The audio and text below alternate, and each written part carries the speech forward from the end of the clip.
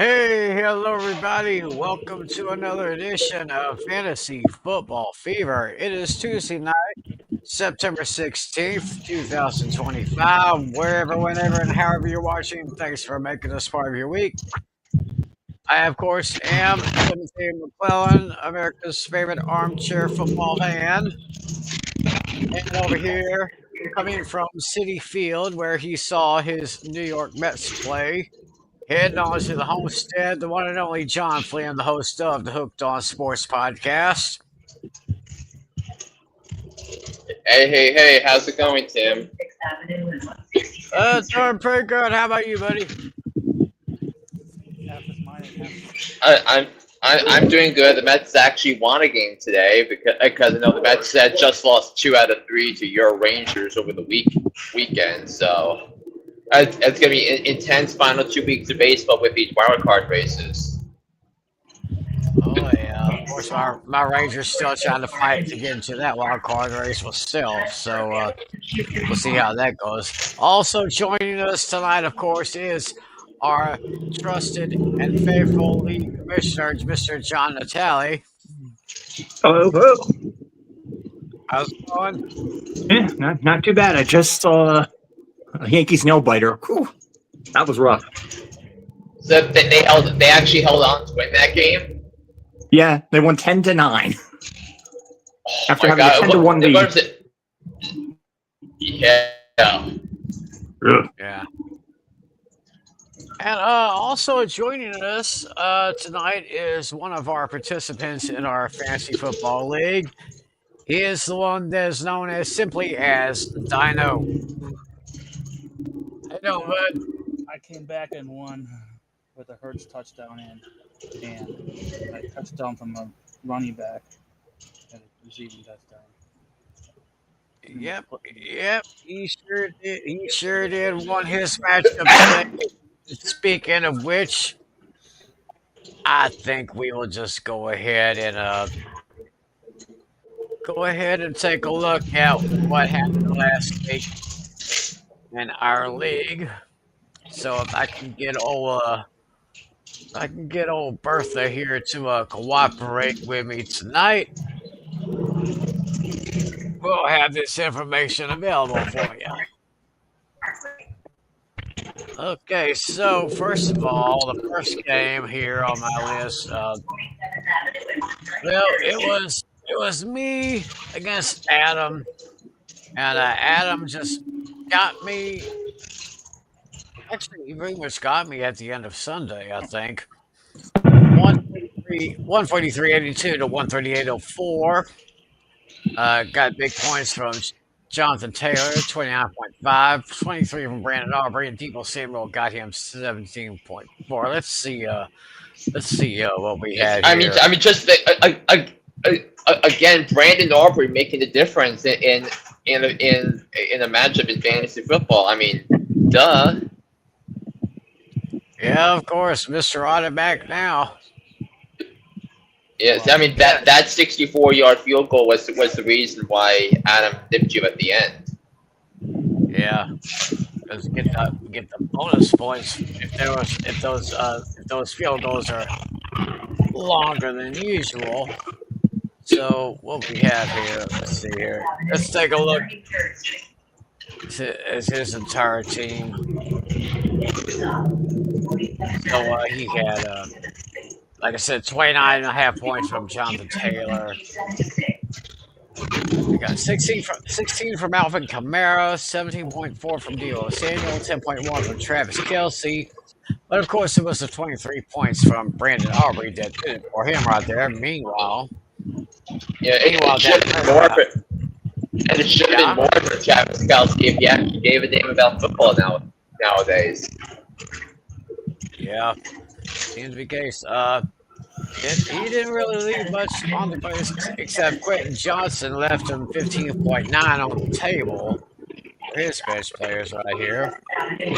I had 22.14 from Dak Prescott, 18.1 from Bucky Irving, 13.9 from DeAndre Swift, 21.2 from CD Lamb, 18.9 from St. Flowers, Fred Warner got me 14. Rams got me 13. But I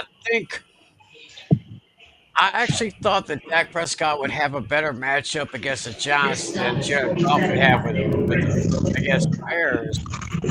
Like he ended up leaving me 33.96 on the table, and Nick Chubb left me 15.2. Cam Scatterbo, what a game he had, 13.9. Jake Ferguson got me 16.8. So with that, Adam, amazing what happens when you actually use the players the fans want your team to use. Like Cam Scatterbo, like he only had 7 touches. And he only played 7 snaps against the Commanders in Week 1. He played more than half of the team snaps against Dallas on Sunday. So Cam Scatterbo would potentially be an RB1 going forward, and impressing with his physicality and toughness. That could be someone that you want to make sure you keep, because his role might grow bigger and bigger. just might here. So I'm at 1-1. Meanwhile, Adam is going 2-0. And speaking of Tyron Tracy, he only had 5 carries again in the game on Sunday. So not a good sign for Tyron Tracy owners that they might barely be on your bench now at this point. Guess a running back dilemma, maybe. I don't know. Oh, let's see what happens here. Let's go to our next matchup here. It was Casey against Natale, and Casey got Natale by a score of 124.38 to 114.6. Taking a look at the starters here, Casey was able to get 22.08 from Patrick Mahomes, but look at this here, 39.2 from Amon-Ra St. Brown. He had him today. Good God. He had 9 catches for 115 yards and 3 touchdowns. And Natale stressed so much about his love for Amon-Ra St. Brown. Now he has to face him as an opponent, and that's what knocked Natale, the defending champ, down to 0-2. Ugh. Casey got 9. He got look at this here. 22 here. Let's see, 12-8 from Jacoby Myers, 16 from the Chargers defense. Looking at his bench players, C.J. Stroud with a modest 14.98 points and 16 points from Cooper Kupp, 18.3 from Jackson Smith-Njigba. Meanwhile, JSN clearly the Jags are the Seahawks' #1 receiver. He's going to be a weekly starter the rest of the season. Yeah, I'd suggest Casey moves him from the bench to the starting position. So Natale, it's like, well, you're a man with elite neighbors. I did say he was going to have a better season. So far, he is. He got you 36.7 fantasy points. That is absolutely amazing. 19.9 from Baker Mayfield, 12.9 from Emeka Egbuka. Or maybe I could say. Yeah, Emeka Egbuka is having a great start to his season. And how about Malik Neighbors? 2 incredible touchdown catches on boom balls from Russell Wilson. Oh. I thought the first one was impressive. So that having to leap and make sure, and then cap his day off with an unbelievable touchdown in the final minute of the game. So I now Neighbors leads the NFL with 238 receiving yards, and yet Natale is 0-2. Wow. I don't know what's going. I don't know what's going on. Yeah, you might want to say that. I'm sorry to block you, Natale, but we have a comment. There's our friend Daniel Barry watching us once again. How you doing there? Great to have you here. I will say one thing. If Trayvon Diggs would have gotten any closer to Malik Neighbors, I'm afraid that I would have thought they would have been called for a pass interference, and Johnson would have the ball on the 1 yard line and just punched it in right in there. But I digress. And Yeah, meanwhile, on Natale's bench, 15-5 from J.K. Dobbins, 17-4 from Jalen Warren, 13-1 from David Montgomery. So as we said, Natale is 0-2. Meanwhile, Casey goes to 1-1. Meanwhile, congratulations and well done to you, Dino. Dino defeated David by a score of 135-94 to 122-94. Looking at players here. Very nice. 22-6 from Devontae Adams, 18-7 from Chuba Hubbard, 11.54 from Jalen Hurts, and 22-4 for Tucker Kraft. I'm telling you, this Tucker Kraft kid is something special. Telling you. I mean, I'll be the first to admit I was dead wrong on my Tucker Craft expectations this season. He's going to be such a reliable target for Jordan Love, and having Matthew Golden out there is going to benefit everyone on the offense. There you saw Jaden Reed have a go up. I think Romeo Dobbs got a touchdown. One of the first 2 weeks, but. Yeah, I'll be the first to admit I completely whiffed on my Tucker Craft prediction this season. Didn't really leave much on the table on his bench. Just 11 points from the Eagles defense, 10 points from Quinshawn Judkins. Meanwhile, David here got 7.4 from Joe Burrow before his exit from the game, but he did get 26.2 points from De'Von Achane, and he got 37.5 points from Jamar Chase, 17.8 from George Pickens, 15 from the Patriots defense special teams. Looking at his bench, he left 26-3 on the table from Drake May and Romeo Dobbs with 11.8. So that puts Dino. Very well done, my friend. 2 wins, no losses. Very nicely done.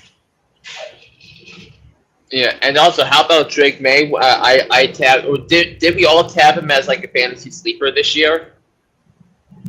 Because I know I did. I think we might have. No. Actually, I actually put him as one of my breakouts. Because I remember having Michael Penix Jr. and Bryce Young as my breakouts, and right now I'm going 1 for 2 on them as sleepers. Okay. We had a pain and gain matchup this week, and this time it was Lucas over Alex by a score of 165-3 to 129-2. Taking a look at all the points here. Well, Alex did pretty good for himself as far as Jaden Daniels, Jahmyr Gibbs, James Cook, Puka Nacua, Matata, DK Metcalf, Zach Ertz, all in double digits, and Bill defense special teams there. As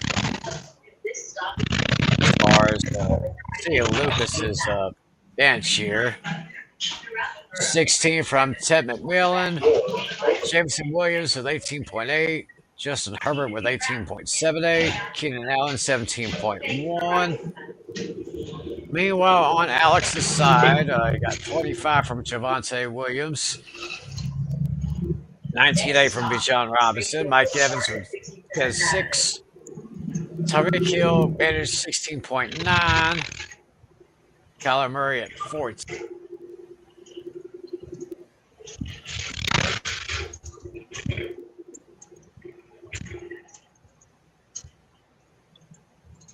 Tim, I think your mic is muted.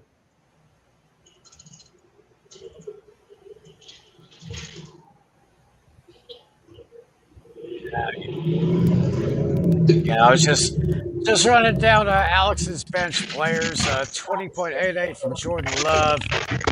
Travis Etienne Jr. with 16.9, and Jerome Ford with 10.4, and Jalen Waddle with 17.8. So with that, Alex falls to 0-2, and Lucas goes to 2-0. And Flynn did pretty well. Took down Andrew with 142.9 to 132.08. Flynn, looks like your players did pretty good for you this week.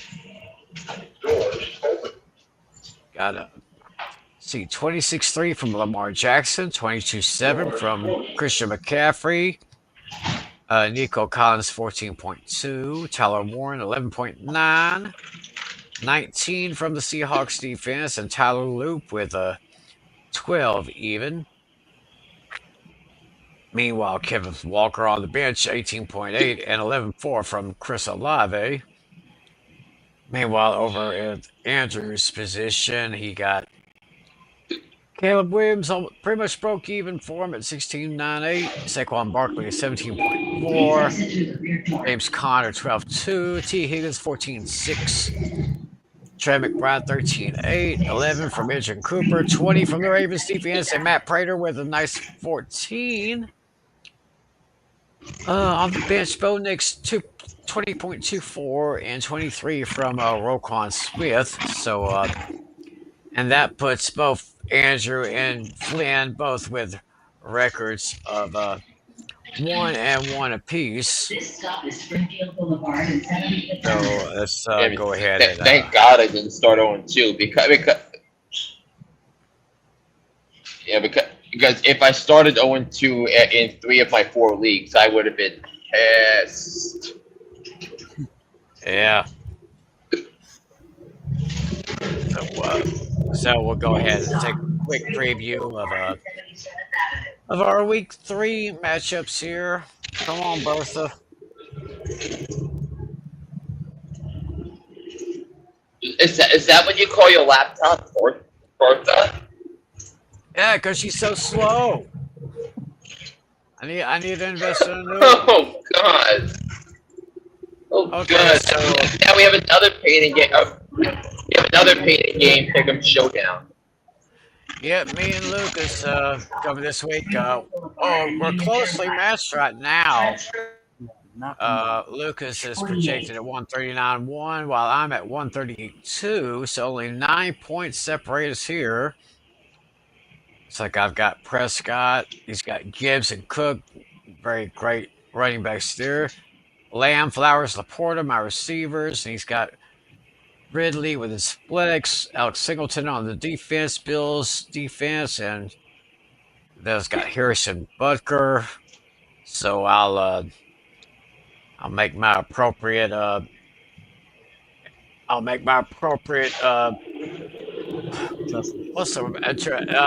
corrections and change ups here. Another close matchup here. Adam is against Dino this week. Dino is projected at 136.7, while Adam is at 138.7. Now you see the slight balance of power right there. Brian Thomas questionable for the Jaguars going into their match against the Texans. So that's how they are right now. We got Natale against Alex this week. Alex right now has a projected total of 135.4. Natale has 133.8.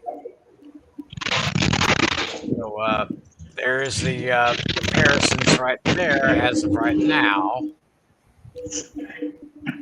And then we're going to have Casey. Got Flynn versus Casey. Flynn is projected at 144.2, while Casey is projected at 133.7. Here are your chat marks here.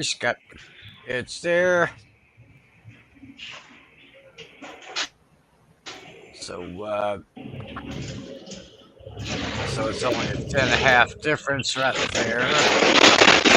And the other matchup will be Andrew versus David. David looks like may have some serious changes here. He's got only 97.957 projected points compared to Andrew's 137.5. So that's how their matchup looks right there. So Joe Burrow, David, if you're watching, pay attention, buddy.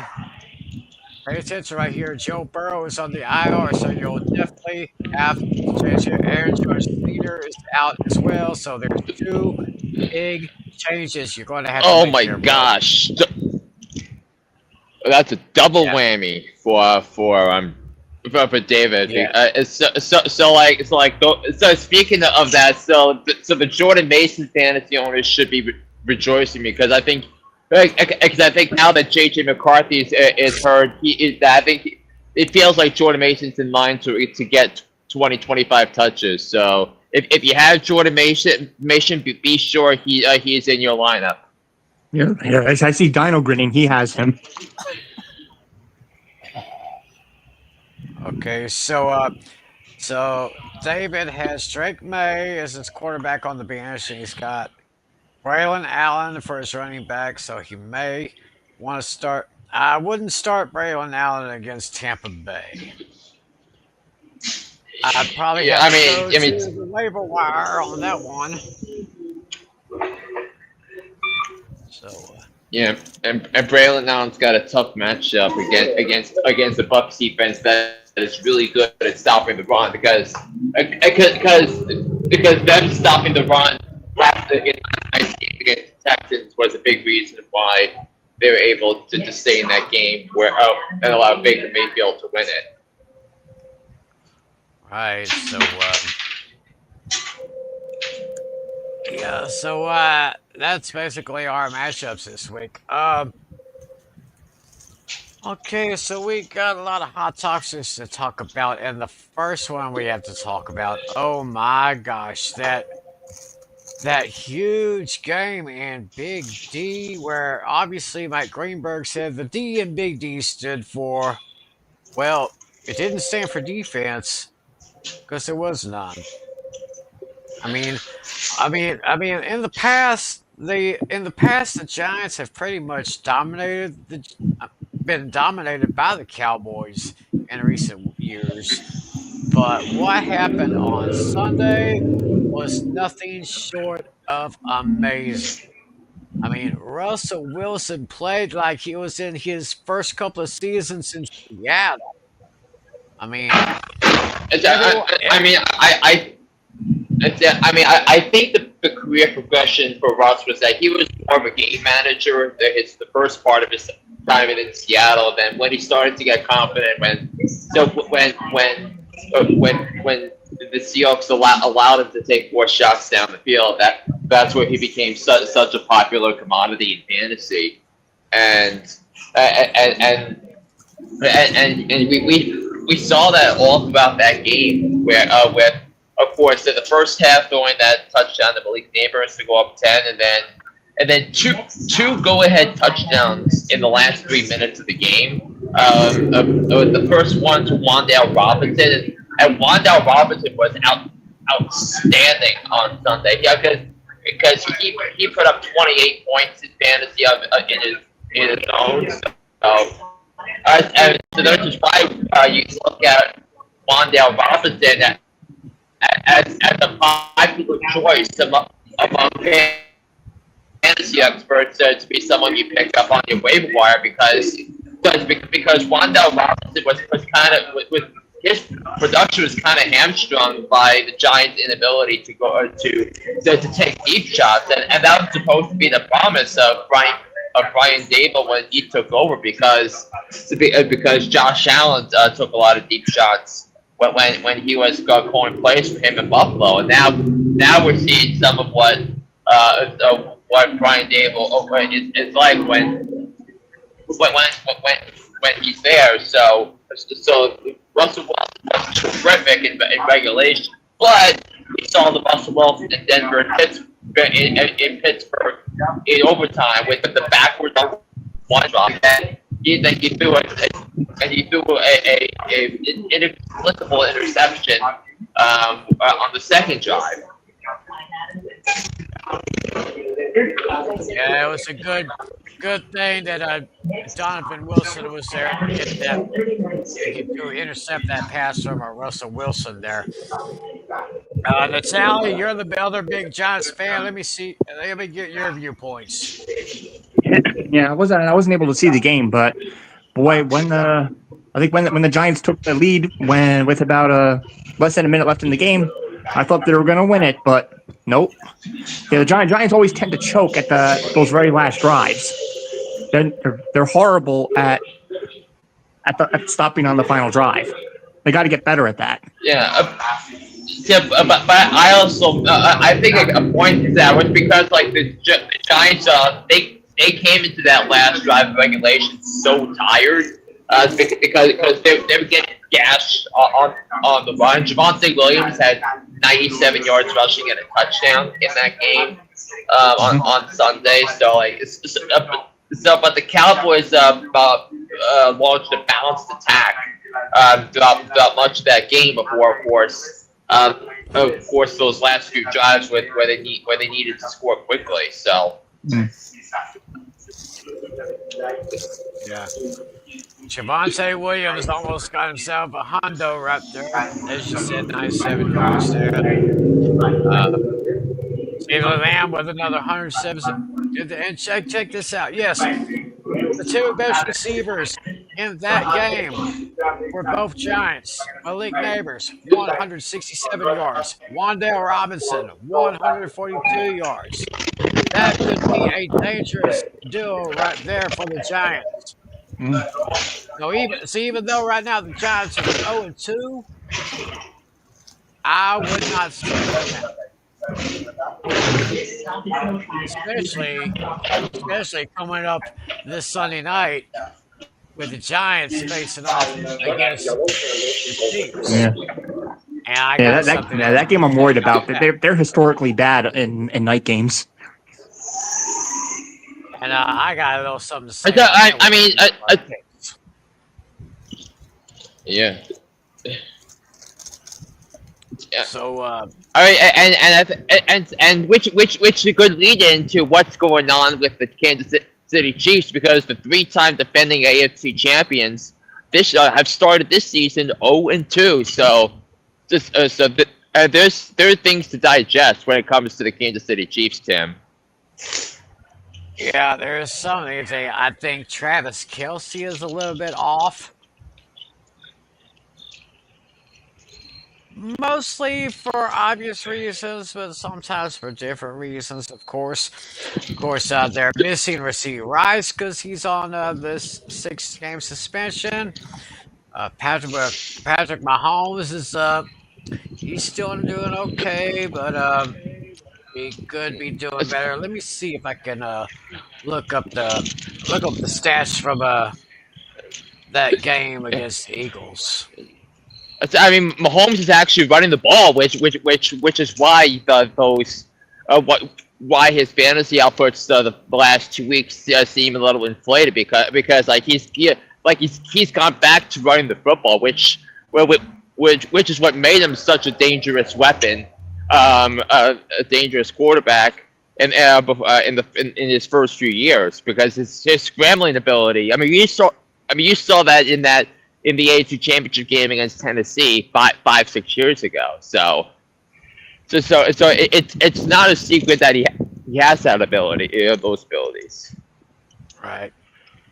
Yeah, ran for 66 yards, threw for 187. So not too bad out there. The thing about Kelce, he was targeted 6 times, only caught 4 passes. Tyquan Thornton, targeted 5 times, only got 2 passes. Hollywood Brown got all 5 of his targets. Kelce was the leading receiver with 61 yards. Meanwhile, Jalen Hurts got 101 passing yards on that. But But it's a kind of a shaky defense for the Chiefs team right now. Yeah, I'm concerned with the lack of physicality from that defense because I don't know, I'm not convinced that the talent is there for Spags to do what he wants to do. So that's going to be something to monitor. I mean, you obviously have Chris Jones, and Chris Jones is a future Hall of Famer. Probably will get into the Hall of Fame in the first ballot, but yeah, that's where we're at now. Okay, so I got a one answer, one word question for each one of you guys here concerning the Chiefs. Patience or panic? I'm going with patience. Yeah, they're better than this. Yeah, they know they are. The talent's there. They still have talent.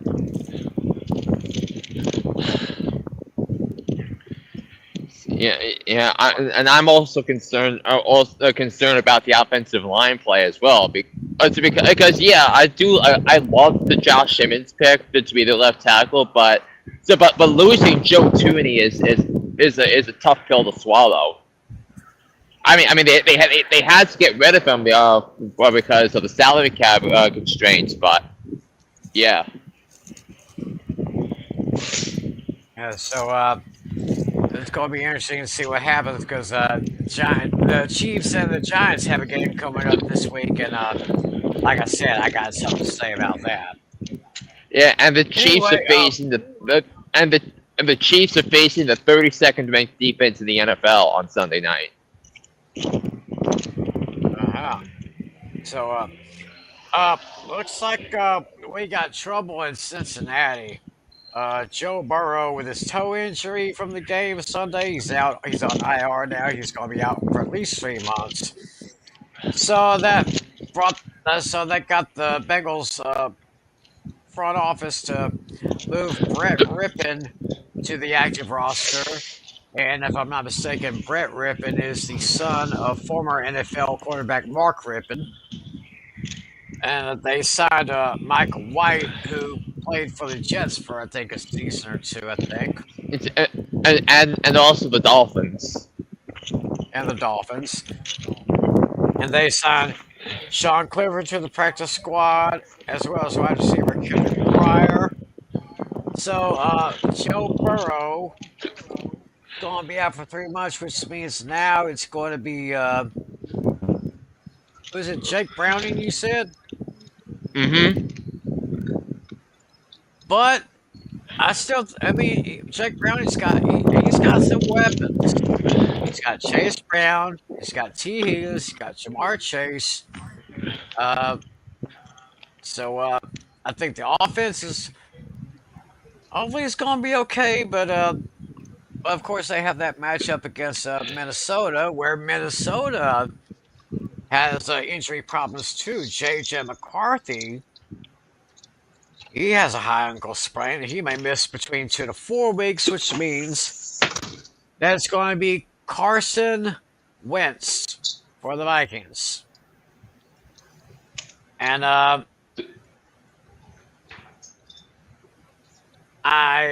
am not I just don't trust Carson Wentz here. In the last few years he's played, I mean, I don't know. I don't know what to say about that, but of course we'll make our Although, predictions. yeah. Although one thing I will say about this major coaching advantage for the Minnesota Vikings, that's one thing I will say. Uh-huh.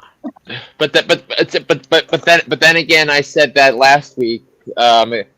We're against Raheem Morris, so we'll have to see which version shows up. Yeah. And what about the Chicago Bears? I mean, they're starting 0-2, even though Ben Johnson said this earlier. It was either today or yesterday that he's seeing some promise in Caleb Williams. Um, I keep saying Robo Dunze is going to have a better second year than his last year.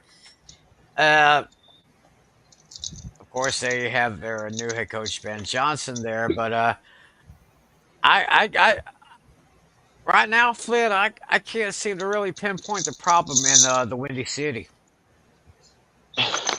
I just think that I look at a couple of problems. So with that, I think number one, I don't think they addressed the running back issue properly. I mean that they can't run the ball as efficiently as they want to, and also they did not address the tight end situation appropriately, and drafting Colston Loveland over Tyler Warren might turn out to be one of the big mistakes of the offseason for the Bears. So, um, yeah, I think that's where I'm coming from when it comes to the Chicago Bears. I'm thinking if Colson Level doesn't show up anytime soon, I may have to put out an APB. Yeah, and But by the way, on Sunday, one target, zero catches, and then in his first game, two catches for 12 yards. yeah, so hopefully those Bears can work him in a lot better than what they have here. Let's see here. What are we talk? What's Oh, Natale, Yep. you have an issue with the Broncos Colts game from this past Sunday. Yeah, It was a I felt that controversial that penalty call. was a little bit petty. Maybe it was a foul. Maybe it wasn't. I mean, I think it was like a slight touch. I felt he was going to miss the field goal anyway. I mean, if the player touched it, sure, I could see the point in calling it, but it was wide right. He missed the field goal. It's not like that. It's not like he distracted the kicker or anything. It's up to the kicker to avoid those type of things. The kicker should be aware of when the plays come like that. Okay, Flynn, your thoughts on that? I mean I thought that was a clear penalty. It's a bit, but it was clear that another defender was trying to use the back of the other defender to try and block it. It's not in the spirit of the game, so it's yeah but I do think that kind of impacted so the kicker's ability to make that field goal, because like if he kicked it straight up like he did, he probably would have been blocked. All right, so we have that here.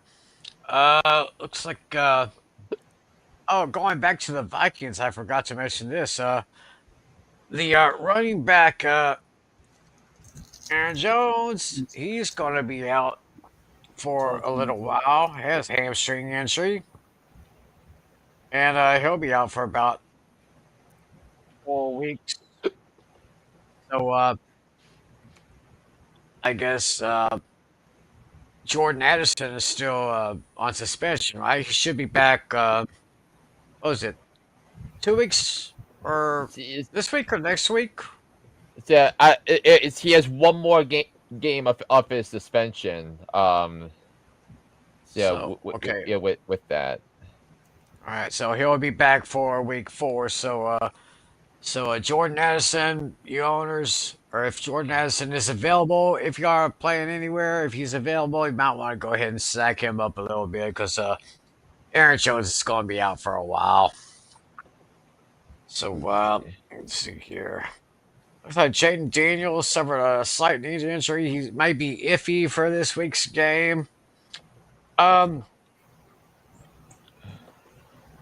so the Dallas Cowboys signs defensive tackle Jadeveon Clowney. When I first heard this news, one word came to my mind. Why? I mean, they couldn't stop the Cam Scatterboo on Sunday, and they're gonna need to stop the run if they want to be much better defensively, than they are. Well, I think I heard from this morning here. He was a three-time All-Pro, or 3 Pro Bowl selections when he was in his days in Houston. I know he played a couple of years in Kansas City. Uh, he was from, what was it, South Carolina, where he played college He's, ball. yep, South Carolina. Because he made a ridiculous play in the Outback Bowl against Michigan. In his seniors in And the year that before he play was went drafted. and that play went viral. I mean, that play was over before it even started. And I said, "Whoa, that guy's going to be something." But And he's had a I good don't know. career so far. He's done pretty good. Hopefully, he's still got something in his tank. He is expected to start this week when the Cowboys travel to the Windy City to take on those Bears. So Yep. just see what happens there here. Let's see here. Any other news? Hopefully, I Mm. haven't left out anything of any importance. Yeah, Unless Flynn, you have something we want to talk about. yeah. I put in the description for the YouTube, so that I wanted to highlight some of the big performances from the week. So the big ones. Jonathan Taylor led the way with 28 and a half in half PPR, 29 and a half full PPR. James Cook, he had a monster day against that Jets run defense. So De'Von Achane, despite only having 30 rush yards, he had 10 catches for eight targets on 10 catches for 92 yards. So yeah, I think De'Von Achane is going to be an RB1 on fantasy teams the rest of the year.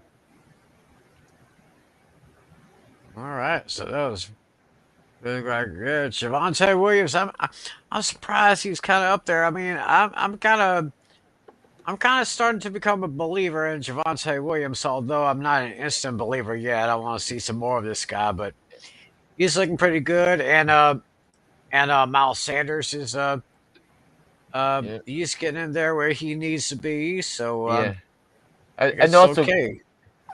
Christian McCaffrey, so he had six catches, 107 all-purpose yards, and a touchdown. I'm very happy I drafted him in our league.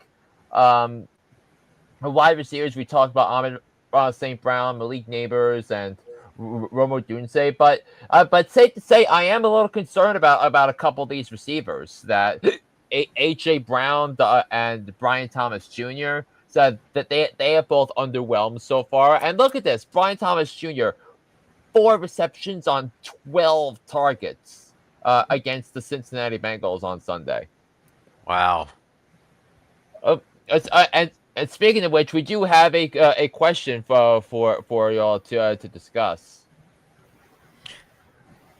Portugal Soccer 7 says Alvin Kamara or Ashton Genty full PPR for the rest of the season.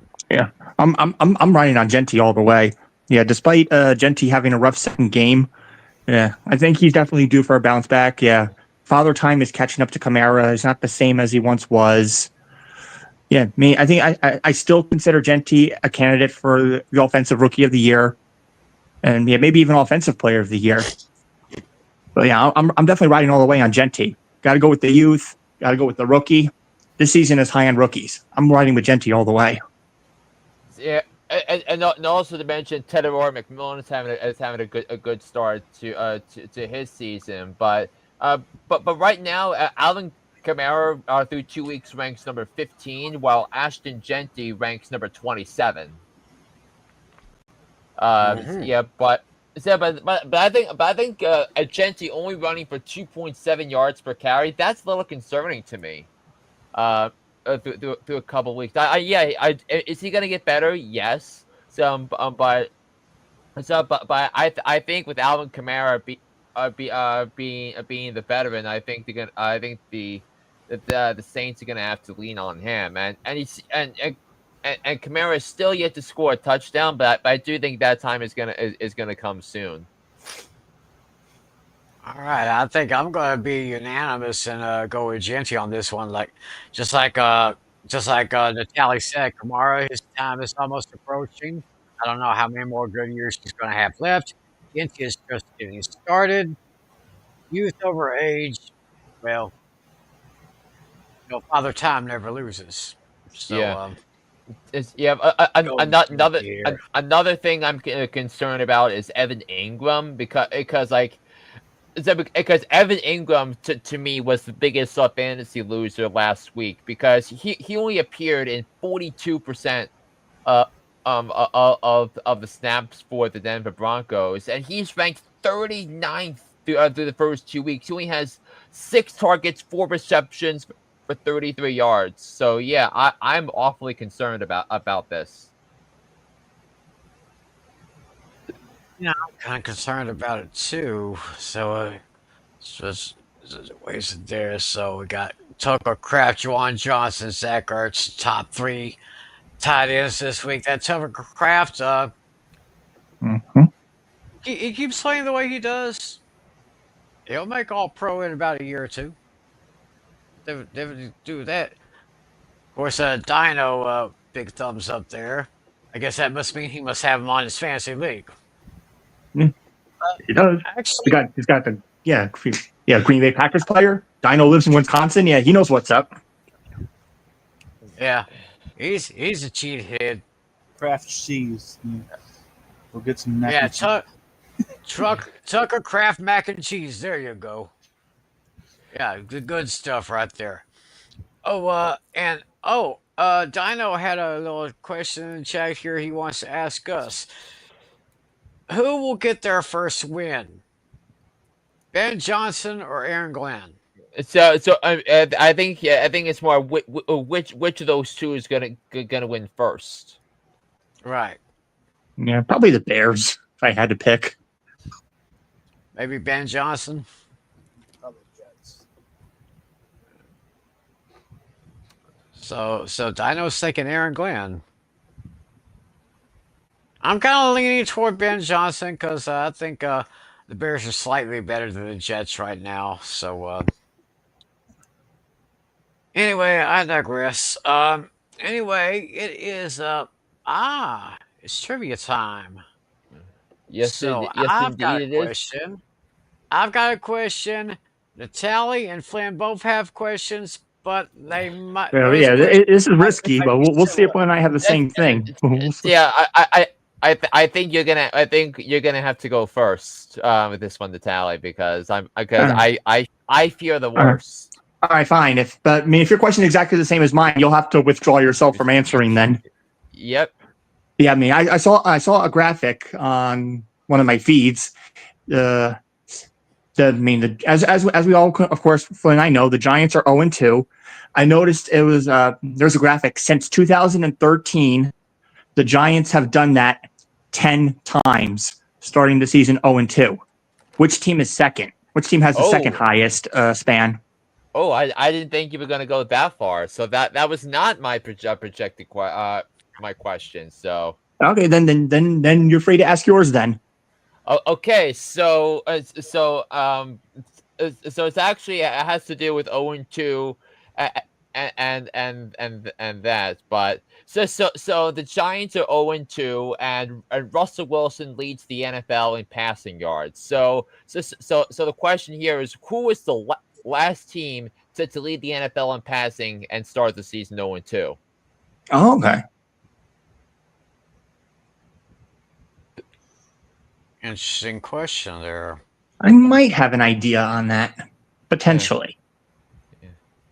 Might have an idea on that. And Natalia, your question was Since 2013, the Giants have started the season 0-2 10 times. Which team is the second highest? Yeah, I think I know what that one is. All right, Tim. I may have an answer on that one. Okay, so my question kind of came out of the Giants Cowboys game. As y'all know, Russell Wilson threw for what was it, 494? It was like 475. It was almost 500. 450.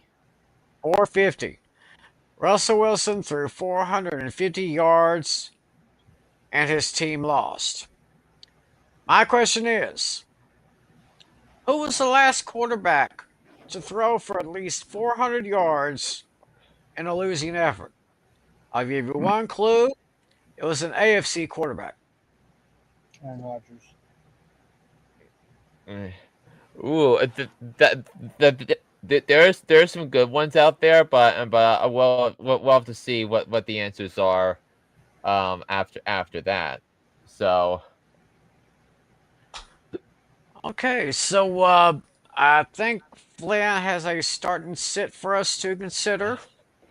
yeah, I believe I do. So what I'm gonna do is I'm gonna put myself in solo mode, and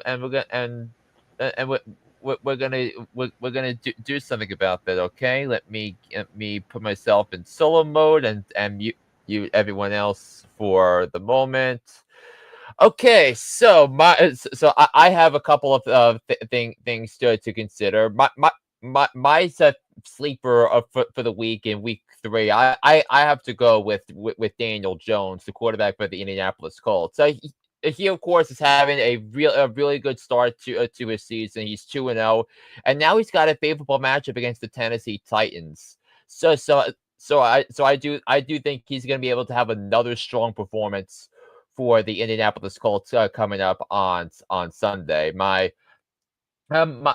fantasy dud for week three for week three in the NFL. I'm gonna go with who is it gonna go with? I thought I was gonna go with Braylon Allen, but for the Jets, but that's already been taken up. So you can consider all the Jets running or all the Jets running backs for that. But my fantasy dud for week three in the NFL has got to be Tua Tagovailoa. That said that the Dolphins got lost at home to the Patriots, and now they have to go to Buffalo to take on the Bills. That is just a that feels like a recipe for disaster all around um uh, uh, for for week number three of the NFL season. And then my fantasy must start uh for for uh, for week three in the NFL. I'm this was actually a tricky one for me, but I'm gonna go with Jordan Mason of the Minnesota Vikings because now I think that there's gonna be more of a reliance on running the football now. With the backup quarterback in, I think he's gonna have 100 yards. I think he's gonna have a touchdown, and that was one of the more intelligent trades that was made during the offseason. The Vikings coming in and bringing in Jordan Mason. I think against the Bengals defense. That you're still not sure about against the run because they haven't played great teams yet because the Browns, the Jaguars were kind of that way. But I do love the matchup for Jordan Mason against the Minnesota Vikings. Make sure he's in your lineup. I think he's going to have a really good day against the Cincinnati Bengals.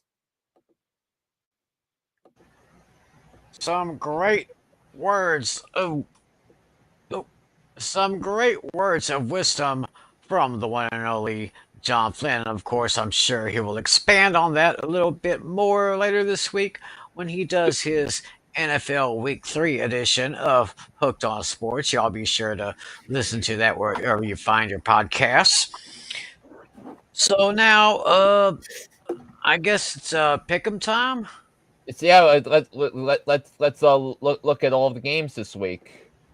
All right, it is pick'em time, folks. Oh, Flynn, I was going to ask you. I didn't even think about it during our pre-show meeting. Have you usually take the tabs of how well we have all done Yeah, with it's straight up and against the spread? yeah. I believe it or not, did not think about that. I was more concerned about what it was for my podcast because that's what I was mainly focused on. But yeah, I'll that once I think next week I'll try to have everything tallied up. Alrighty then. Sounds pretty good. So I guess we'll get an update on that on next week's show. Meanwhile, let me go ahead. Where's these? Where is the button Oh, here? I Mountain need to Dew. find the button. Mountain Dew. Cherry Okay. looks like All right, let me get this cherry here. lemon. Let me share the screen here.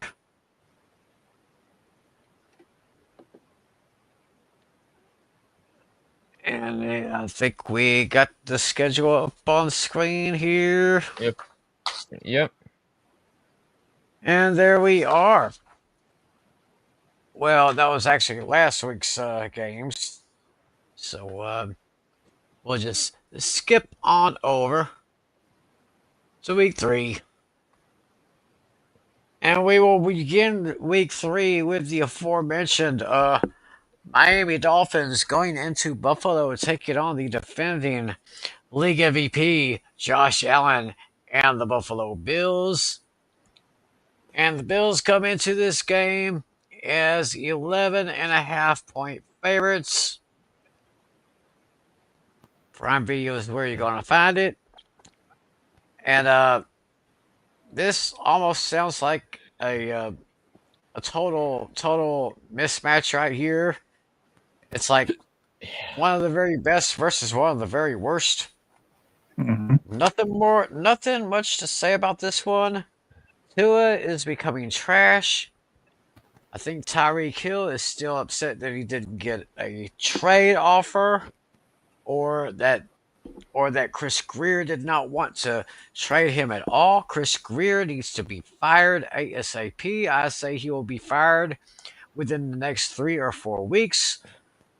Buffalo, really, no problem. The only problem is trying to stop Buffalo. How are you going to stop them? Well, obviously Miami is not going to.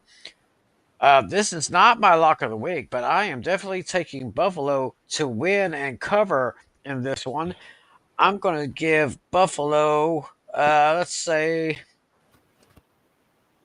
I'm going to say, give me Buffalo 35-21 convincingly, because no one circles the wagons like the Buffalo Bills.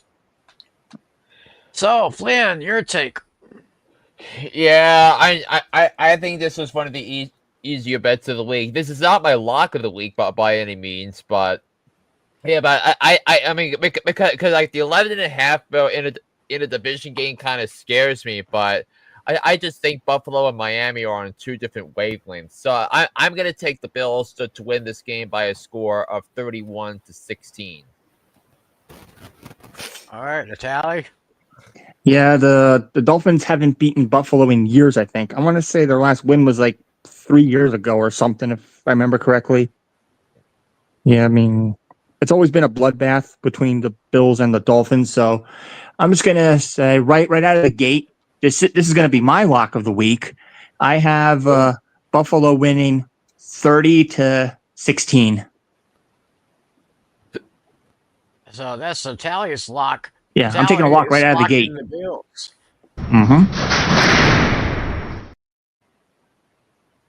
Yeah, and I do think fantasy wise, you're gonna want James Cook in your lineup. I think you're gonna obviously Allen it goes without saying, but I want to keep seeing more consistency from the receivers. I think that's what I'm gonna want to see from that team going forward.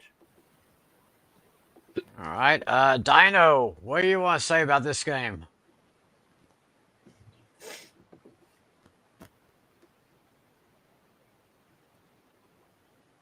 I don't think we can hear him. His mic is on. Yeah.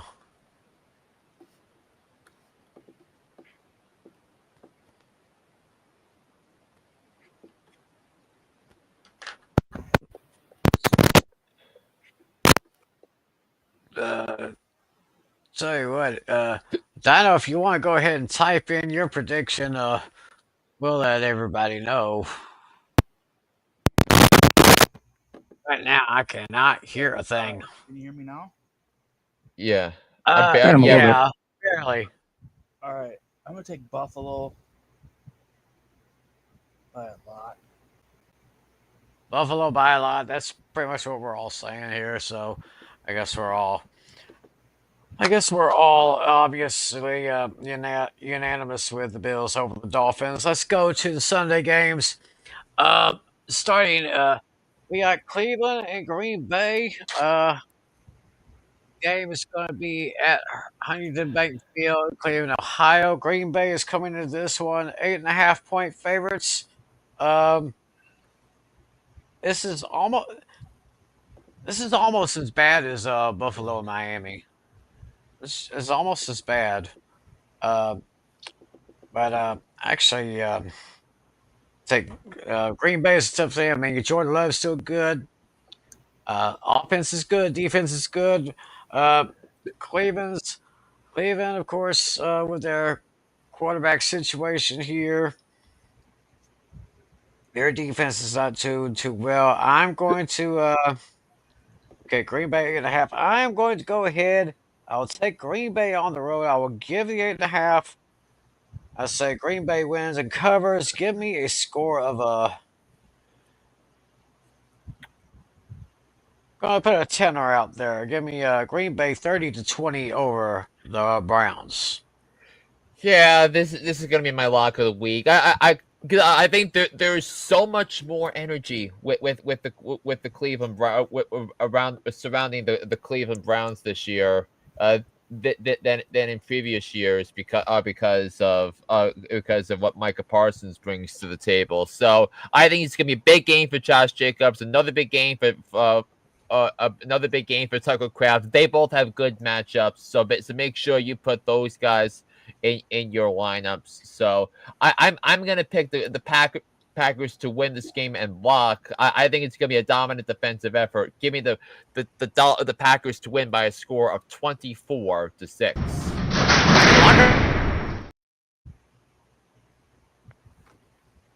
All right then, Natale. Yeah, this one was pretty much my runner up choice for lock of the week.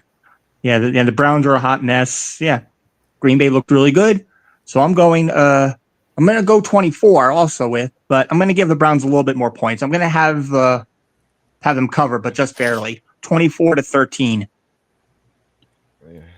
Okay.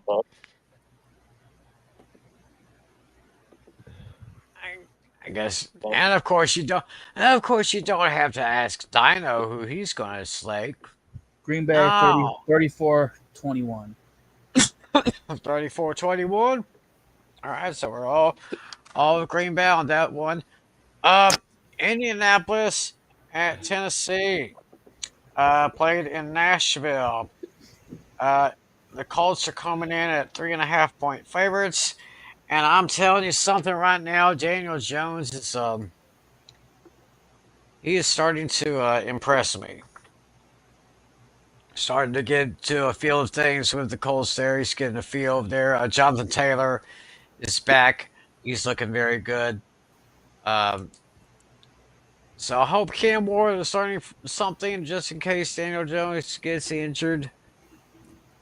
Oh, of course, if they want to go ahead and put Anthony Richardson in there before they put in Cam, or put Anthony Richardson, if Cam Ward's going to have another really rough day. But okay, 3.5. I'm gonna take the Colts to win and cover this one. This might be a little bit closer than I'm thinking here. Give me. I'm going to take the Colts over the Texans by a score of 27-21. Yeah, I'm with you, Tim. I like the Colts to win. I like the Colts to cover. I think Ty the Warren. I think outside of McBride, Bowers, and Kraft, I think he might might have the best matchup this week. Besides those other three, that the Titans might have the worst linebacking core in the entire NFL. So and Daniel Jones, heavily reliant on tight ends throughout his NFL career. I think he's gonna throw the ball to him at least 10 times. So I think he's gonna have a superb matchup. I do think it's another big game for Jonathan Taylor. Um, as a Titans defense that showed they had trouble stopping Kyle Williams and Blake Corum last week. So I think all in all, I just think the Colts are a better team. I think they have the coaching advantage in this game. I could see Brian Callahan as a coach that could be fired by the end of the season. So I'm gonna lay the points with the Colts. I have them winning by a score of 26-16 at this point. Ooh.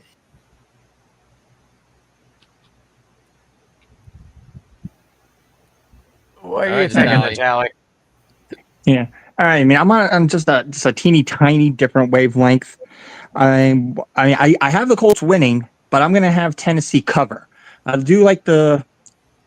I like the division rivalry type of thing. I think both teams are going to compete here, so I see this being a one-score game. I'm gonna take the Titans with the points, but I'm gonna give the edge to Indy, 24-21. I respect that. Good argument for grabbing the points there. Interesting. See what happens there. We'll see what happens in Minnesota when the Burrow-less Bengals go to Minnesota to take on the JJ-less Vikings. And now so with both starting quarterbacks out of this one, Mm-hmm.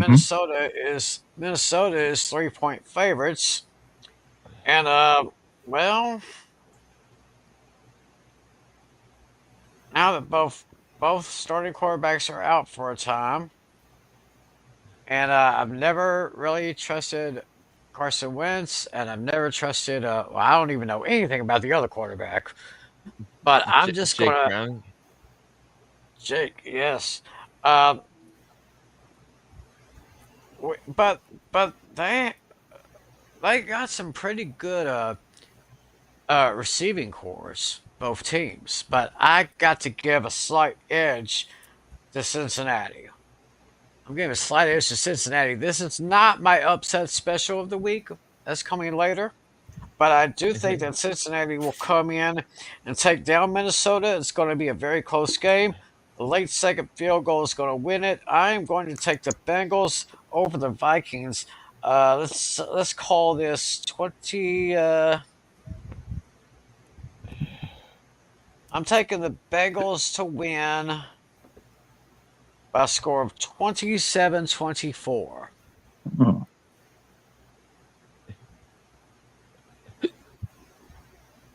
All right, so my turn now. Mm-hmm. Yes. Yeah, go ahead. Yeah, I'm gonna take the Minnesota Vikings to win the game and to cover the spread. And look, I don't think it's very difficult to pick against Kevin O'Connell coming off a loss because like his Vikings teams have always played well coming off a loss.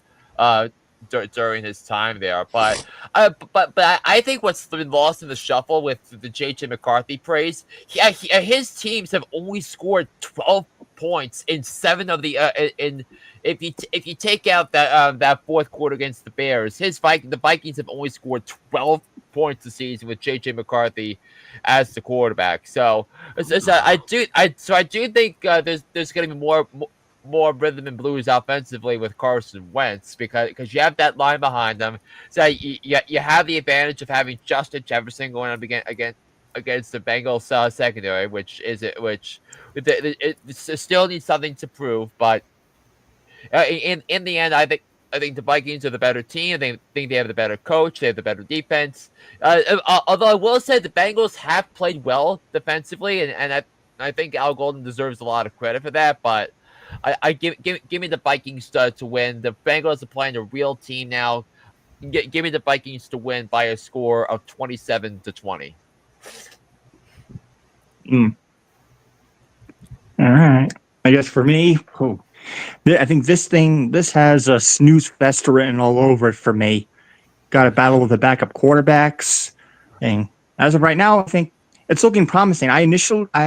Before this season, my original prediction, I had the Bengals having the 7th seed, but prior to the season starting, I changed my mind at the last minute and changed it to the Steelers. But so far, this is looking pretty promising for me. I mean, when you have battle of the backup quarterbacks, for me, this tells me one thing. This is my garbage game of the week.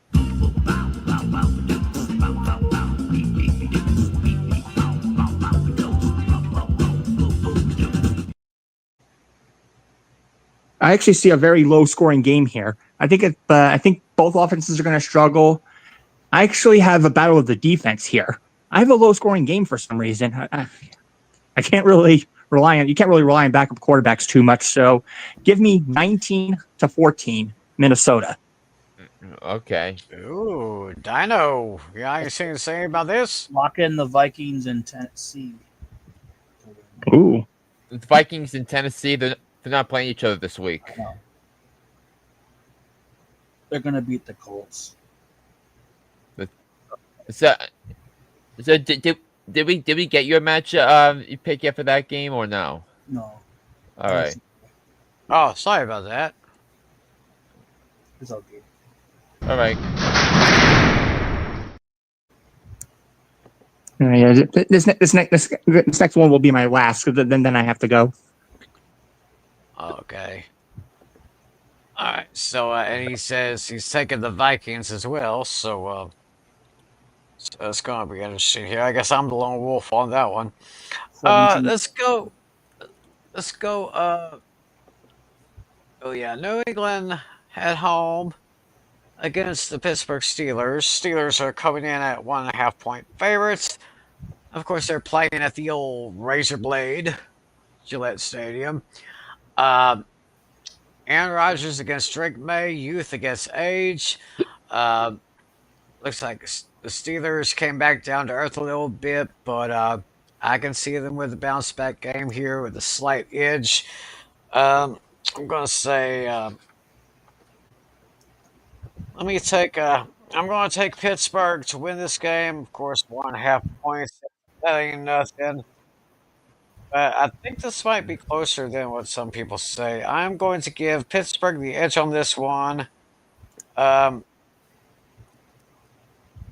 Give me the Steelers over the Vikings by a score of 27-23. That's how I'm going to see it that way. All right. Yeah, I'm picking the Patriots. I'm picking the Patriots to win. I think this is a good opportunity. A good opportunity to start Drake May because the Steelers defense was gashed 2 weeks in a row by Justin Fields and Sam Darnold, and they have not played well defensively. There are construction issues there, and the Steelers offense did not play well in the second half against Seattle. That to me is a little concerning. So I think the Patriots are. I think there's the Patriots are an up and coming team. I think they grew a little bit in the win over Miami last week, and I think there are matchups here that favor the Patriots. Whether it's Ramondre Stevenson, who somehow magically became the RB1 again for the Patriots. So I'm going to pick the Patriots. I think it's going to be a close game. I have them winning by a score of 17-14.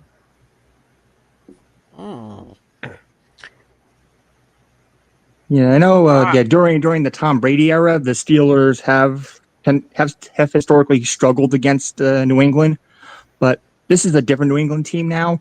I mean, this year they are slightly better. I'm going to give this game to Pittsburgh. However, I'm going to take New England with the points. But I think it's just going to be a 1-point game. I think this is going to be a little bit of a slugfest. I'm going 27-26 Pittsburgh, but I'm giving them the win, but I'm taking New England to cover. Oh, Captain Cop Out, really? All right. Ooh. I mean, can you stay around for one more pick because I think this is the game of the week coming up. All right, sure. And then after that, you want to answer my trivia question? Yeah, sure.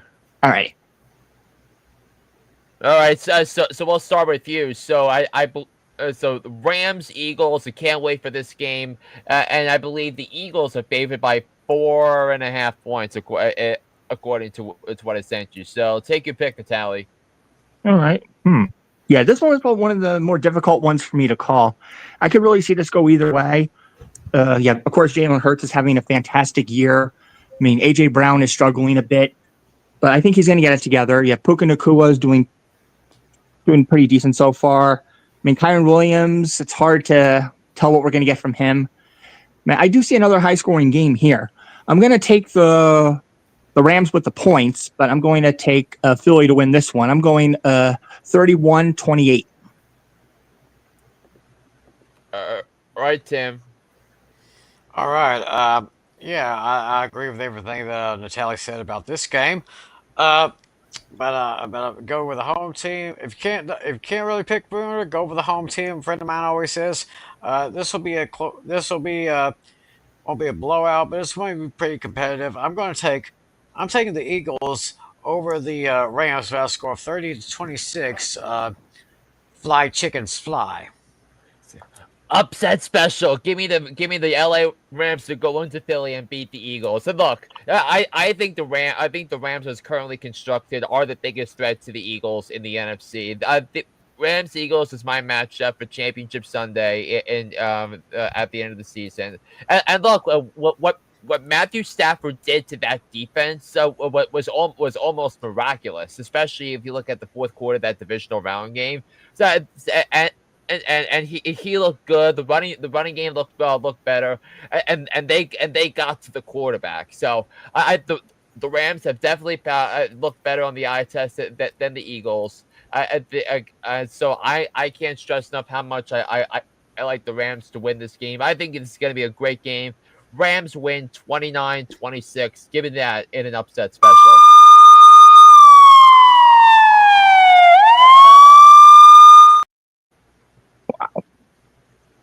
All right. Oh, baby.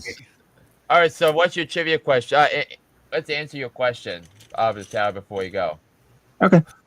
Let's see. Well, I might as well try to answer your guys too. While I'm kind of curious here. So, yeah, mine is dating back to 2013. The Giants they became 0-2 10 times. Which team is second? I'll give a hint. The team that's second has 7 0-2 starts from 2013 to present. Yeah, I think I know where you're going with this one. Tim, what is your guess? Start 0-2, but leading the league in passing yards. That's not. No, you missed. Oh, wait, I'll say it again. That's oh, sorry. The Giants have started the season 0-2 10 times, dating back to 2013. Which team is second in that span with 7? 7 times since 2013, they start 0-2. Correct. I'm going to say Chicago Bears. Okay. I'm. What happened? No, nothing. I just acknowledged Tim's response. I said okay. Okay, I heard. Did Daniel say something? New England. New England. Huh. I award you no points, and may God have mercy on your soul. You really think with Brady as the quarterback they'd start 0-2? I mean, come on now. My answer is the Jets. No, actually, believe it or not, according to the graphic I got, the answer was actually the Carolina Panthers. Oh, that's interesting. It was the Carolina Panthers. I wish I saved the photograph because it showed the top 5. Unfortunately, I don't have the photograph on me. I should have saved it. But yeah, Carolina started 0-2 7 times in that span. Yeah. All right. So I think my question. Hopefully we can get Timmy back, but the last team to start to lead the league in passing despite starting the season 0-2. So who was the last team to do that? Yeah, I have a guess because I know he started 0-1 in his debut, but I'm not sure if he was 0-2. My guess is going to be the Cincinnati Bengals when Joe Burrow started. Okay, so so again, the question is, through the first 2 weeks of the season, a team led the league in passing at the start of the season 0-2. So, Yeah. so you're Yeah, I'm going going to with, guess the Cincinnati Bengals. okay, Tim. What's your guess? Um, I think I'm going to go along with Natale. I think he's got a correct answer. Cleveland, Cincinnati Bengals on that one. Dinah, what's your guess? Let's go with Jacksonville. Okay, so prior to this season, the last team to lead the league in passing and start the season 0-2 through 2 weeks was also the New York Giants. They last did it in 2013 Oh, Oh, with Eli Manning. with Eli. Okay. Eli Manning. Yeah. So the Giants was the answer to Natalia's question. Yes. And Uh-huh. then let's knock out your answer before Natalia leaves. Okay, Natali. Who was the last quarterback to throw for over 400 yards in a losing effort? Hmm. I gave you one clue. It was an AFC quarterback. AFC quarterback. Okay. Ooh. I might have a guess, but it might sound too obvious. Oh, wait a minute. No, wait. Ooh, wait a minute. I'm torn between two quarterbacks here. They're both retired by now. I'm torn between. Oh no, never mind. This guy was NFC. I'm gonna go with. It seems too obvious, but I'm gonna go with Peyton Manning when he was with the Colts. The, Okay, the, Natali. uh, Flynn, what do you the, say? this feels obscure, but I feel like there was a game last year where Gardner Minshew went up, but his team lost. So I'm gonna go with Gardner Minshew. Okay, Dino. Well, no, it's not Aaron Rodgers, so let's go with Russell Wilson from Pittsburgh last year.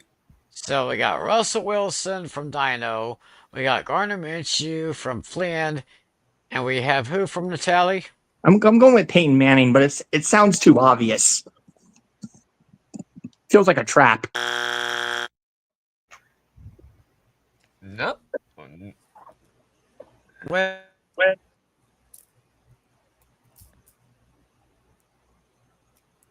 sorry, guys.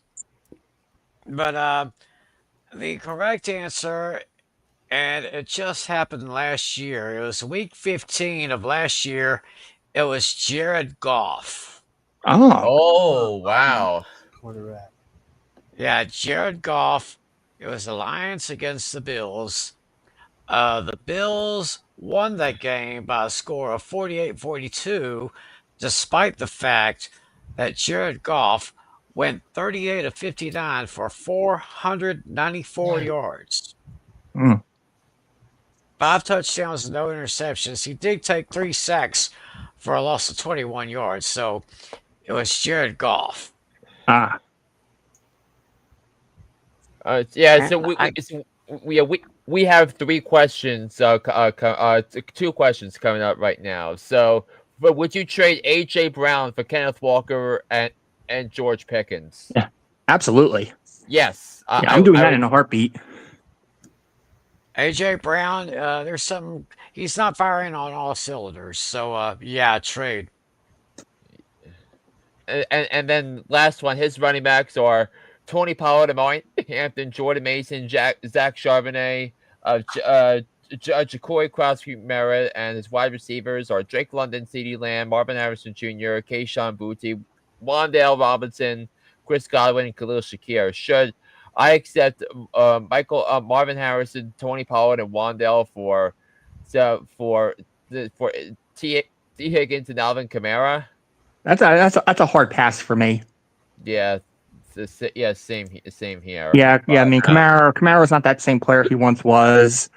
I agree. Um, I mean, with Wandell, I mean, you don't know what you're going to get with him. It's either Right. it's either 100 yards or maybe barely in the 30s. It's boom or bust basically for Wandell there. So Right. way So, too risky. do not trade. Do not trade. All right, so I guess you need to go to bed, I'll Natalie. probably hang around for more pick. I'm gonna walk around and grab my work clothes, and I'll hang around for probably one more pick. But save me for last on that one. Okay, so let's go to let's take a look briefly at the Jets and the Buccaneers, and I and what was the spread I gave you in the chat, Tim, about for that game? The Jets and the Bucks. You gave Tampa Bay 6.5. All right, Tim. To take your pick? All right. Well, Justin Fields kind of kind of went back down to earth last week after being very close against the Steelers 2 weeks ago.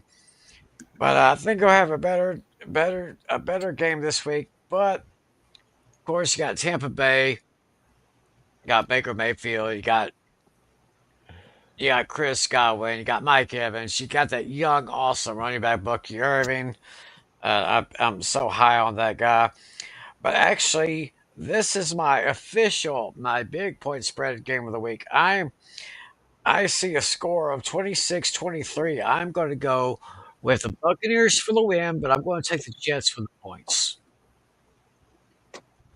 Yeah, I'm with you too because I'm gonna pick I'm gonna pick the Bucks to win in their home opener, but I do think that this is a favorable schedule starting to set up for Justin Fields. I don't know if it's if he's gonna have it this week, but I think that there's gonna be some opportunities there for Justin Fields against some of that defense. But we will have to see if he's going to be able to play. But if Justin Fields can't play, it'll be onward to Tyrod Taylor, who I think can help out as there. But I think that this is too much of a line, but I'm gonna grab the points with the Jets. But I've been winning by the Bucks winning by a score of 24-21. All righty. All right, Dino. That's how you want to get. Dino will Dino go can go first. That's fine. Definitely Tampa Bay. Definitely Tampa Bay. And Natale? Yeah, this one, I think I'm gonna go with Tampa on this one. I mean, Baker Mayfield's been fine. I mean, despite Ibuka being having absolutely no targets in the second half, I think he's going to bounce back. So maybe I think his touchdown streak will end, but I think he's going to get the ball a lot more this time. So I'm going to go with Tampa on this one, 26-20. Alrighty then. So I guess. All right, guys. On that note, I got to head to bed. I got work in the morning. I mean, I'll send the rest of my picks in the chat sometime tomorrow. Okay, sounds good. I'm just gonna follow the map. Where do I leave off? Okay, so we'll start with Vegas and then going down. Got it. All right. All right. Good night, guys. All right. Good night. night, Natalie. Take care. And while he heads off into the sunset, we're going to be heading off to Washington, where the Commanders are going to be taking on the Las Vegas Raiders, and the Commanders are 3.5-point favorites on this one. Raiders kind of having a slow start here. Washington doing okay. Like I said, I think Washington will finish second in the NFC East. I think if I'm not mistaken, I picked the Raiders to pick either third or fourth in the AFC West. I'll probably have to look back at my notes for that, but I'm going to go ahead and take Washington to win and cover this one. Give me a score. Oh, let's see here. What sounds good? 26-21. I'll take the Commanders over those Raiders.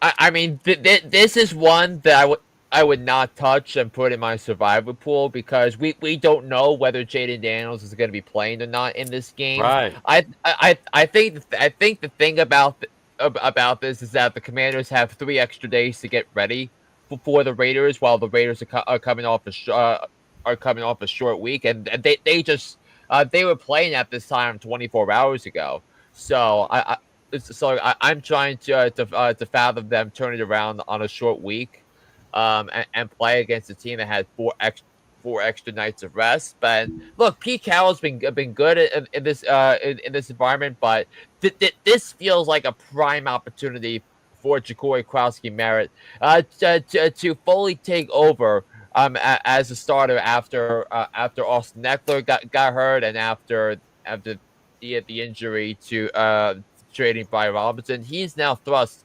into the lead back role for Washington. So I'm going to take the Commanders to win this game by a score of 31 to of excuse me, not 31, 21 to 13. All right, Dino. Give me the Raiders. Ooh. Oh. Upset.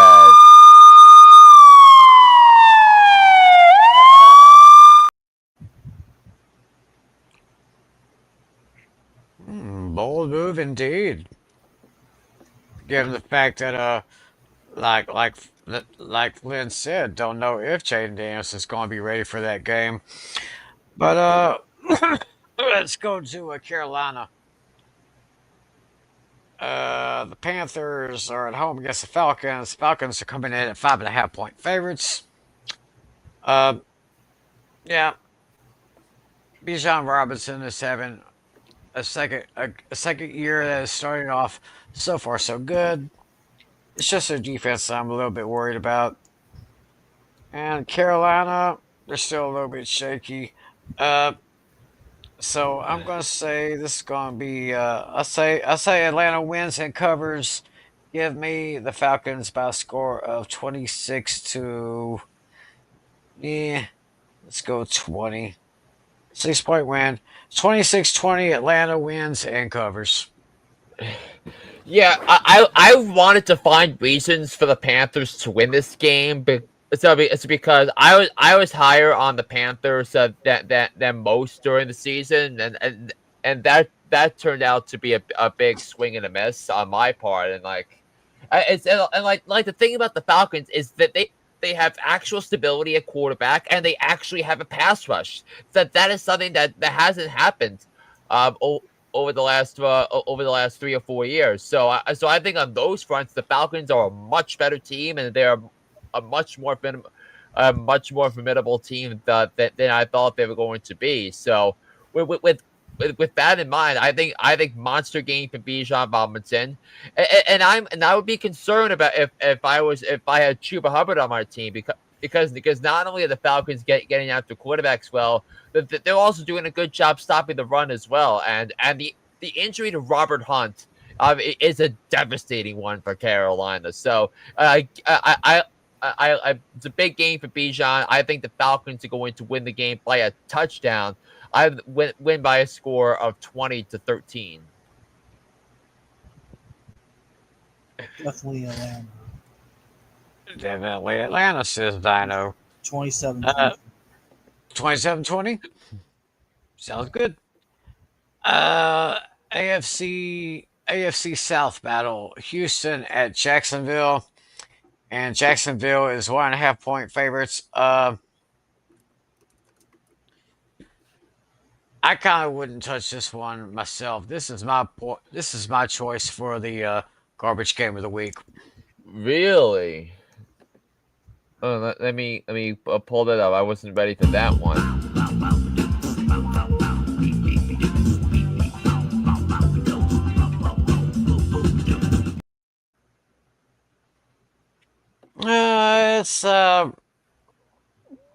It's just too close to call here. It's Jacksonville 1.5. Probably a low scoring game here. Like I said, can't pick winner. Go with the home team. So I'm just going to give a modest score here. Give me Jacksonville over Houston. 21-18.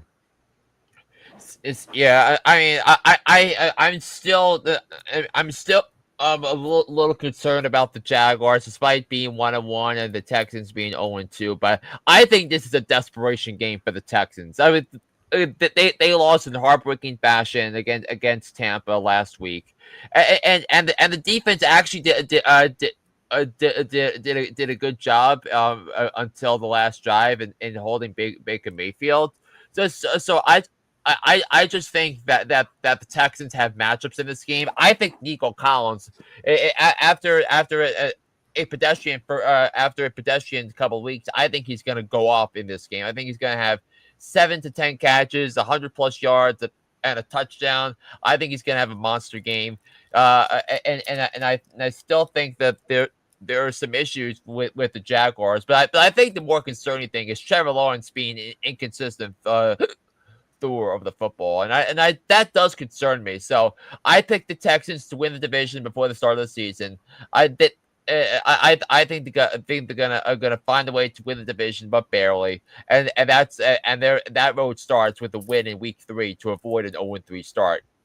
Texans win by a score of 28-26. Interesting there. Dino. Going Houston.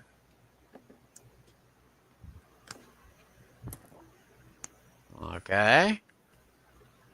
So it looks like I'm going to be the lone wolf on this one. Okay, let's go to the late games now. AFC West matchup with Denver and Los Angeles over at SoFi. And from what we see here, the Chargers are 2.5-point favorites. Yeah, this could be a very, very interesting game here. got Bo Nix, and then you have one of the best defenses in the AFC and maybe in the NFL, maybe. And they're going up against a Chargers team whose offense is starting to look pretty good. I'm going to say this is a close game right here. It's just a 2.5-point difference here. I say, say go with the home team, win and cover. Yeah, that's what I'm going to go. Win and cover. Give me the Chargers by a score of 24-21. This will be one of the most entertaining games and probably an interesting game that people should kind of pay attention to here. Yeah, and I have to mention that's one of the games I'm gonna be previewing. Because every weekly NFL podcast, I pick through a couple of 2-3 games, maybe 4 to really capture the attention of the view of the listeners as they get into the game on Sunday. This is gonna be one of those games. I think this is an excellent matchup between between in my opinion the two best teams in the division so far. But Denver lost the game against the Colts because of that personal foul leverage penalty. So that was definitely a tough pill to swallow. But I think the Chargers demonstrated physicality, the Harbaugh era physicality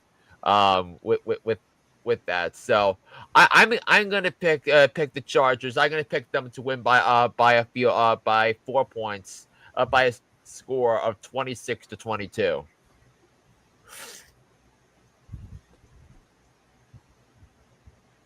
I will get to that question as soon as we get a pick from Dino. Yep. I'm going to go with the Chargers. 24-28. All right, same margin for me. So, this is a good one. Should I drop Dalton Kincaid or Mark Andrews for Zach Ertz? This is kind of a tricky one, Tim. It kind of sounds that way too. I mean, I was kind of thinking Mark Andrews would be doing pretty good so far, but I think it's been kind of limited in his targets, hasn't he? Or is actually getting his targets. Or I don't know about Kincaid. Zach Ertz. Zach Ertz has pretty much been a consistent tight end in the league for quite some time. Yeah, I know, but why don't we pull up the numbers for amongst the tight ends so far? Let me just give me just a second here. Yeah. Yeah, I'm gonna take your screen off for a second, and then then I'll share my screen. Go Uh, ahead. um. Okay, so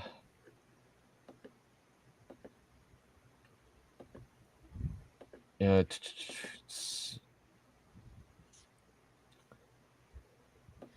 Let's take a look at the tight ends there.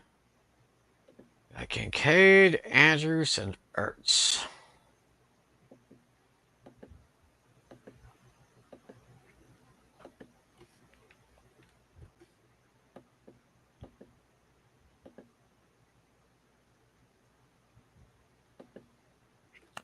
Hang on, give me a second here.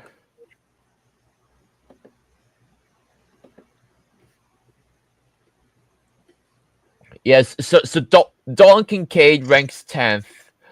Zach Ertz actually ranks third, and Mark Andrews, um, where where where is he? Um, I think we need to put out an APB. yeah, he ranks 55th. So yeah,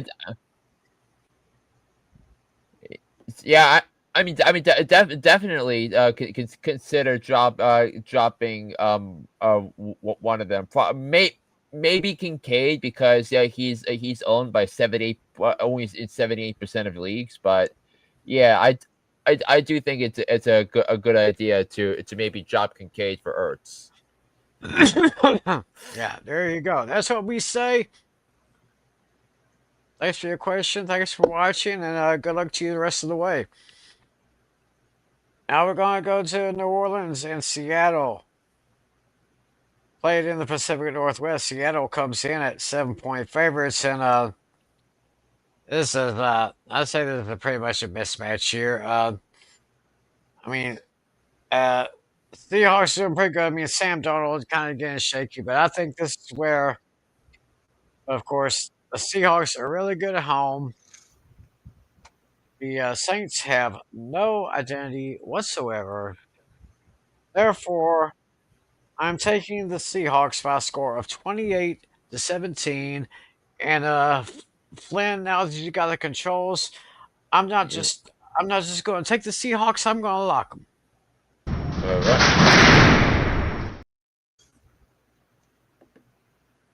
Yeah, Yep.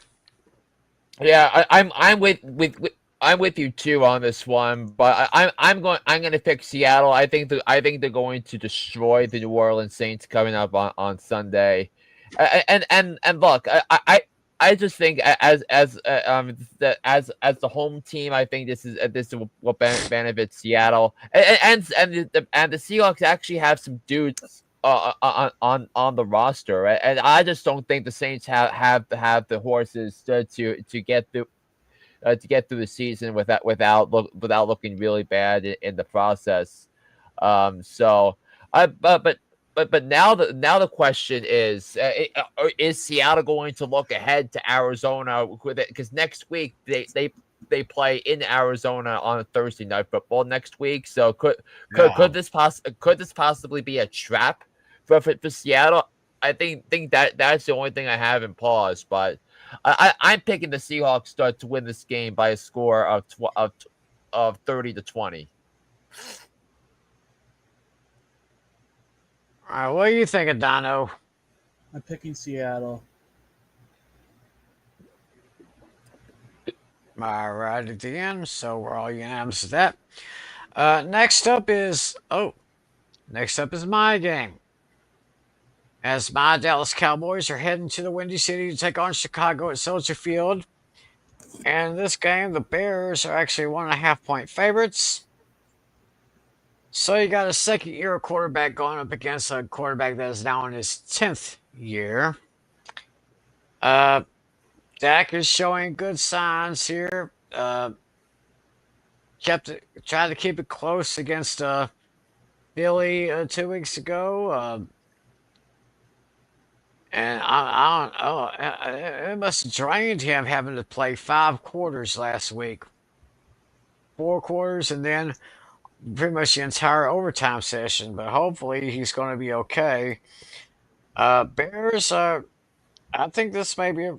I think this may be a break for the Bears to really show us something. But I am going to take.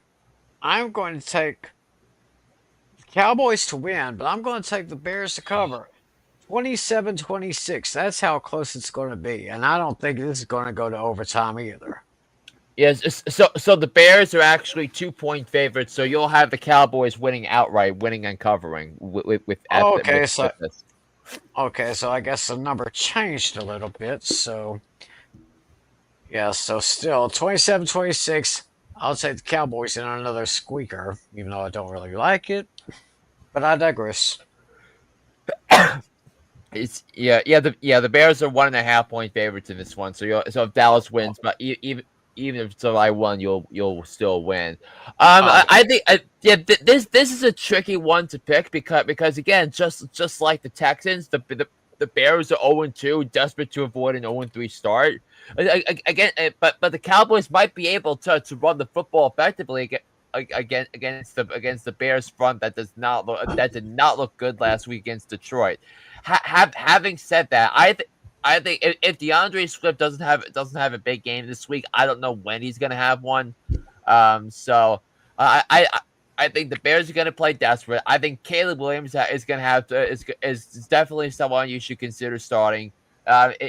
If you're in need of a quarterback, if you need to pick up a quarterback, he's definitely one that you're gonna want to pick up for this week. So with that in mind, give me the Bears to win this game by a score of 26-21. I know. Let's do the Bears. So it's just you on this one with the Cowboys. Yeah. I mean, another close one here. Interesting game in San Francisco with the Cardinals visiting the Niners at Levi Stadium. Niners are 1.5-point favorites, and yeah, we all know the Niners are just so banged up. It seems like they've been in a demolition derby for almost the last year and a half now with all these injuries here.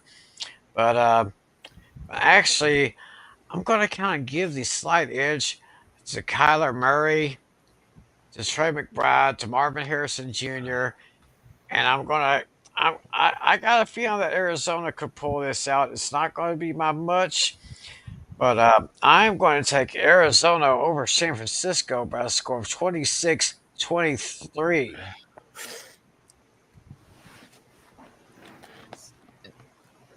I mean, this is a tricky matchup for me to pick because I really liked both of these teams going into the season, and I picked Arizona to make the playoffs and San Francisco not to. But I have a feeling this is going to be a situation where the teams split the season series. But I think the 49ers take round one and against the Cardinals. I think this is not a great matchup for James Conner. I don't think this is I think this is a good matchup, however, for Ricky Pearsall, and I think Christian McCaffrey is going to go off against this team again. So, and I think San Francisco has the coaching advantage, and I think Mac Jones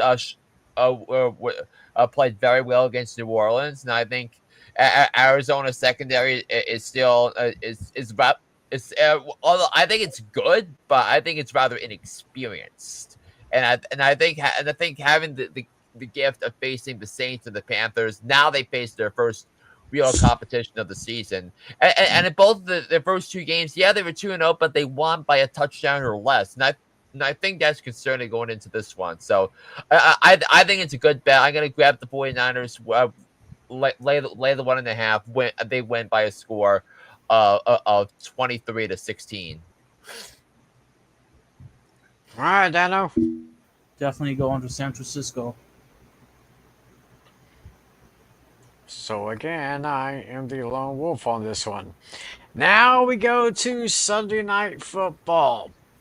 We have the Kansas City Chiefs 0-2 going into MetLife Stadium to take on the New York Football Giants, and the Chiefs are picked at 5.5. We talked about Kansas City. We talked about them earlier in the show. We talked about how shaky they are, how Travis Kelce seems to be slipping a little bit, how much they're missing Rasheed Rice because he's on his suspension, how Patrick Mahomes, yeah, he's still doing okay, but a shaky defense there. And we talked about New York, even though they lost to my Cowboys at the very last second, at the very last overtime. Russell Wilson just balled out like he was in Seattle. 450 yards passing. Malik Neighbors with 2 awesome catches. Tyrone Tracy, good, pretty good there. Who was the other running back? Scatterbo. Scatterbo. Yeah, He used to play for the Cowboys couldn't cover him. Arizona State, I think. yeah. Arizona State. I think. I think America was introduced to Scatterbo during the college football playoff last year in the Peach Bowl. And we talked about this, and we are starting to see the fall of the mighty Mahomet Empire. And so, for that reason, and I kind of wish that Natalie was still here to hear this. Flynn, I'm sounding the alarm on this one.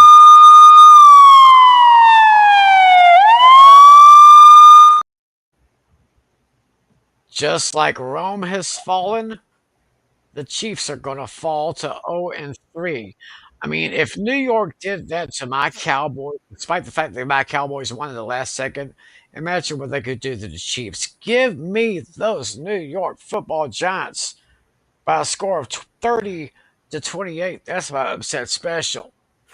Wow, I gotta tell you, that is a bold move of you, my friend, and a Cowboy fan, to pick the Giants to upset the Chiefs. But look, as much as we've talked about the Chiefs and their losses, look at who they've played. They've played the Chargers, who I don't know, they played the Chargers and the Eagles the first 2 weeks of the season. They are two of the best. Two of the best teams in football. Yeah, I know Philly didn't play well again on Sunday night Sunday afternoon against the Chiefs, but by going from the Eagles to a Giants team that can't stop a nosebleed, that can't even get out of their own way, and look, for as good as the Giants looked against the Cowboys, they did not look like that against look anything like they did last week against the Commanders week 1. I think the coach is going to be much better, much more formidable for the Giants to face than what they saw last week. The Chiefs are going to be desperate to get out of an 0-2 hole, and I think it's going to be a big game for Mahomes. I think big game for Kelce, big game for Pacheco. Give me the Chiefs to win this game by a score of 27-16. Mm-hmm. Dino. Let's go 35-32. Chiefs win. So yeah, I've kind of made a bold move for my upset pick, and now the final game, Monday Night Football, ESPN, ABC, and ESPN Plus, and all that here. Detroit heading into Baltimore to take on the Ravens, who come into this game as 5.5-point favorites. This will be a very interesting game to watch here. This will be a nice dessert to finish off week 3 here. Detroit, yeah, they just tore the hell out of the Bears, but they're going up against a team that has always had a great defense over the years, and with the Ravens offense, the way they play, this is going to be a very good game. This will be very entertaining. I think I'm going to watch this one, and I could probably see the Ravens winning over the Lions by a score of 33-27. Yeah, I'm gonna pick the Ravens to win this game. I mean, despite that loss to the Bills, I still think they're the most talented team in football. 1-53. I think this now that the Ravens are home in a prime time spot, this is prime real estate for Jackson, Derrick Henry to go off, and Derrick Henry only had was held to less than 30 yards rushing, but my concern level for Derrick Henry going into this week, zero, at zero. And then in terms of Jahmyr Gibbs, I think the Ravens are one of the better defenses in the league against the run. So I think that's going to be a big thing to monitor there for that. So I think if the Ravens could just stop the run, I think that's going to leave Jared Goff to be to having to throw the ball with his arm to win, and he's not going to be able to do that. So give me the Ravens. That they're going to win and cover. I have them winning, but by a score of 38-30. 30-30. Sounds interesting. All right, Dino, wrap this baby up. Give me the Lions 43-40. Woo! Upset special.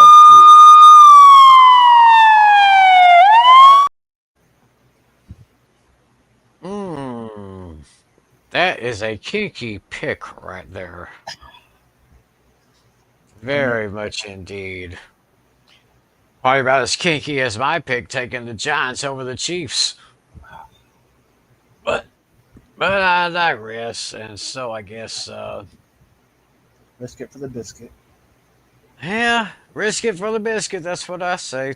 So I guess with that, we'll just go ahead and put a wrap on this edition of Fantasy Football Fever. Of course, we'll be back 7 nights from now. And in the meantime, don't forget about Hooked on Sports with John Flynn. Go ahead and look up all of your any of your podcast methods. Apple iTunes, Spotify, TuneIn, anywhere. Look up Hooked on Sports with Mr. John Flynn. Of course, now going 2 shows a week during the NFL season. And of course, don't forget tomorrow night we got the Pain and Game Pick'em show with Alex Lucas and yours truly. 10 p.m. Eastern, 9 p.m. Central on A Pizzle 90 channel. Dino, thanks for joining us, buddy. Hope we'll see you again pretty soon, and good luck in your matchup this week. And of course, good luck in everyone's matchups this week. We got some very interesting games going on here, so make sure you make your proper adjustments before the games start with the Thursday night game. So, any closing thoughts? Nope. I think good luck to everybody, and it's going to be a very interesting week in the NFL this week. Going to be interesting. And a big thumbs up from Dino. Well, that's going to do it, everybody. Thanks to Dino for joining us here. I hope we'll see him again. Give my tight end 2 touchdowns. Oh, I might want to take a note of that. And while I take a note of that, we'll go ahead and sign off. For John Natale, for John Flynn, and for our friend Dino, my name is Tim McClellan. Thank you so much for joining us, everyone. Enjoy the games this week. Catch you back here next Tuesday night. God bless you all. And as always, be a good sport. See you.